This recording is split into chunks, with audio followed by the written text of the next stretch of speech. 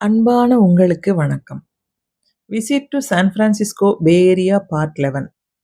San பிரான்சிஸ்கோலேருந்து ஒரு 2 நாள் பயணமா வாஷிங்டன்ல இருக்கிற சியாட்டல் போயிருந்தப்போ, பார்த்த ஒரு சில இடங்கள்ல ஒண்ணு ஸ்னோக்வால்மி ஃபால்ஸ். ஸ்னோக்வால்மிங்கிறது ஒரு ட்ரைபோட பேரு. இது 200 ஃபீட்டுக்கு மேல இருக்கிற ஒரு வாட்டர்ஃபால். பார்க்க ரொம்ப அமேசிங்கா இருந்தது. இந்த ஃபால்ஸ சுத்தி ஹைக்கிங் கூட போகலாம். மேல நின்னுட்டு பார்க்கறதுக்கு டெக்கு கூட இருக்கு. அங்க நின்னு பார்க்கலாம். சூப்பர் வியூ கிடைக்கும்.